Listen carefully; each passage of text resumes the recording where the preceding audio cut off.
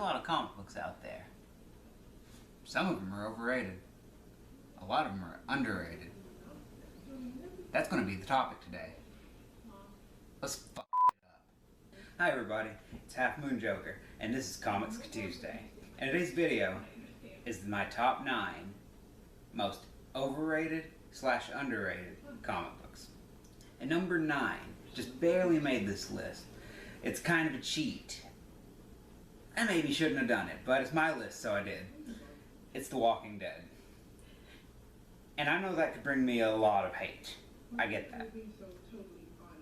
But just hear me out. It's on the very last bottom spot. Because it's not even about the comic book. It isn't. It's just the comic book is attached to all forms of Walking Dead media.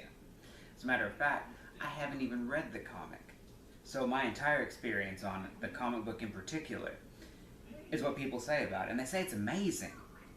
Even some people who hated the show. Speaking of, I have seen the show. I hate the show.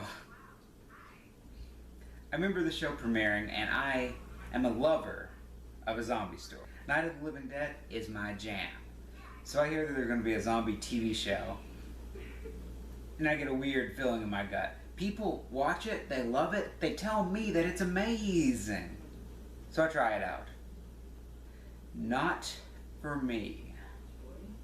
Moving along, my number 8 most underrated comic book is Yu Yu Hakusho.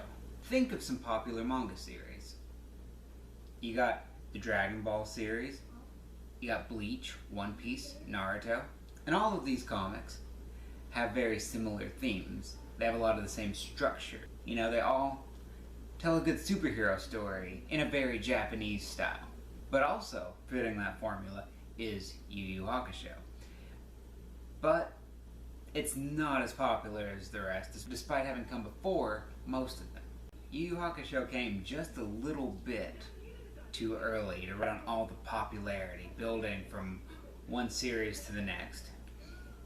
But for those who are into this type of story, please go back and check it out. Number 7 most underrated comic is Drive. I just picked up the first issue of this out of a 4-part miniseries. And the reason it made this list is I didn't know it existed. I didn't hear a word about this book until I just happened upon it. But this is a great story. The novels are amazing. The movie was awesome. The comic book, it's pretty good. So don't miss it. Number 6 most underrated is Teenage Mutant Ninja Turtles. Now, before you think that I'm crazy, I'm not talking about the whole series here. Because I do understand that the Ninja Turtles are wildly popular. But that's mostly for the cartoon series. They also have a pretty strong fan base on the video games. You know, Turtles in Time. Who doesn't love it? But all of that makes it very easy to overlook where the Turtles came from in their own comic book series. And it has an identity all its own. You know, just because you love the cartoon doesn't mean that you've basically read the comics already. They're different, distinct, and it's a great read. Number 5 is Dr. McNinja. Nowadays, there's raging fandom for books like Howard the Duck or Squirrel Girl. A section of comic book fandom is looking for comedic books that maybe have some action in them. So it's just downright criminal that Dr. McNinja isn't up in front of that. With possibly the most ridiculous name for a book ever, they deliver. And you've got to see the page where Dr. McNinja is saved by the Justice League, including Spider-Man and RoboCop and Gandalf. The entire series is just that wacky. Number 4 is Archie. And this isn't at all a matter of popularity. It's a matter of image. No. I mean the way this book is viewed. Obviously, Archie is printed by Archie Comics. But this is a book that everyone knows of.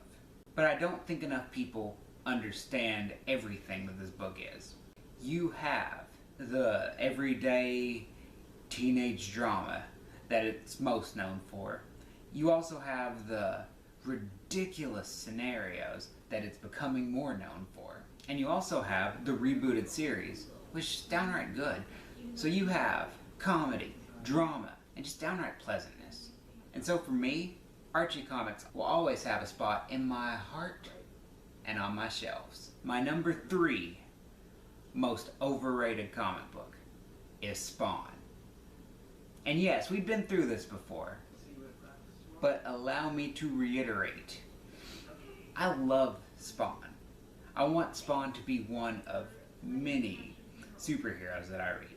But in the 90s, Spawn blew the up, selling bukus of comics, live action film, cartoons, action figures, Spawn madness. But Spawn really isn't any better than other Image Comics superheroes. So for this massive explosion of Spawn love, I don't get it. Number 2 most underrated comic book, Invincible.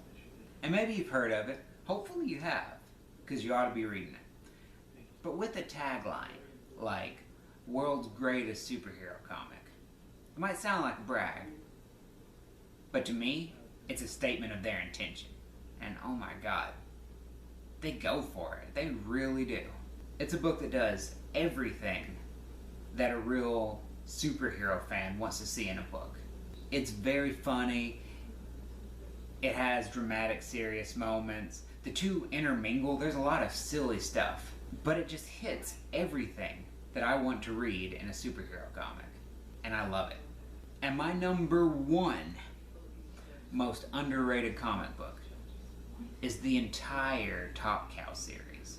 Call this a cop-out if you must, but bear with me here. Top Cow publishes Witchblade, The Darkness, The Angelus, Magdalena, Artifacts, Hunter Killer, Cyberforce, Aphrodite 9, Ninth Generation, Think Tank, and The Tithe. And so with a winning streak like that, how they're not in the lead for comic book publishers boggles the mind. They certainly have me as a fan. And number -1, the one entry on this list that can just go, no, wait. Actually, number -1 this week is a book that is neither over or underrated, and that is Saga. You talk to any fan of comic books, and they're liable to tell you that you need to read Saga. Oh my god, have you read Saga? Frequently the same person, multiple times, will plead with you to read this book. But all of that confidence is well placed. It's an amazing, amazing book. So you gotta hear it one more time from me. If you haven't read it, try it. If you don't even read comic books, thanks for watching my video, but also, try Saga. With a story of this quality, they just might grab you anyway. But that's just about it for this week. So now it's time for the viewer question of the week, which is, which comic book writer would you choose to write a day of your life? My choice is Matt Fraction, because I want to be really careful what the tone of a day in my life is. I'm thinking comedy, but you leave your answer down here in the comments. And don't forget to like this video, subscribe to my channel, come back next time for Comics Tuesday. And next time on Comics Tuesday, is Rob Liefeld capable of drawing a human foot? We'll take a look at it, I guess. Thanks for watching.